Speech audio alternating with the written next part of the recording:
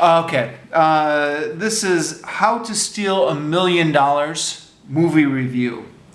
This is an old movie, 1964, 1966, an old movie starring Peter O'Toole and Audrey Hepburn. And I saw it because it was on the video rentals shelves, so I just took it home. It's an interesting movie, and at the time I saw it, I had just gotten done listening to a radio interview with Steve Johnson, who had a book that had just come out around that time called, what was it called? Everything Bad is Good for You, I think was the name of the book. Basically, what he was arguing was people were always talking, bemoaning the fact that television and movies are making us dumber, and all this kind of media is making us dumber.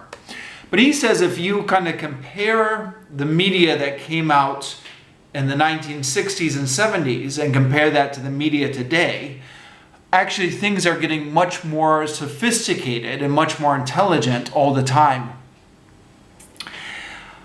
That thesis, his thesis, was in the back of my mind when I saw this movie, because yeah, this is a classic example of an older movie that it just has such a simplistic plot that would not work with today's audience.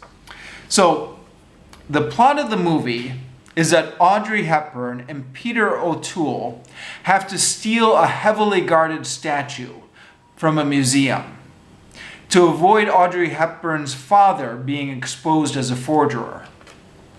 Now, imagine if this movie was out in theaters now. Think of all the elaborate Mission Impossible style schemes and the deceptions and all the plots that they would have to use to steal the statue. I mean, just think of any of the recent movies dealing with stealing something like Ocean's 11 or Italian Job or The Matchstick Men. And remember all the elaborate plots they used. So, how do Audrey Hepburn and Peter O'Toole steal the statue? They hide in the broom closet after the museum closes, and then they throw boomerangs to set off the museum's security alarms.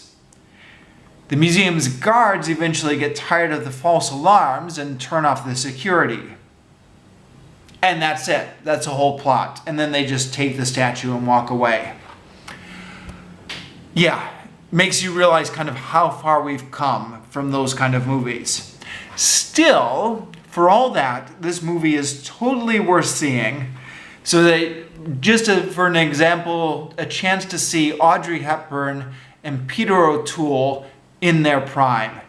And boy, these actors were just so charming when they were young.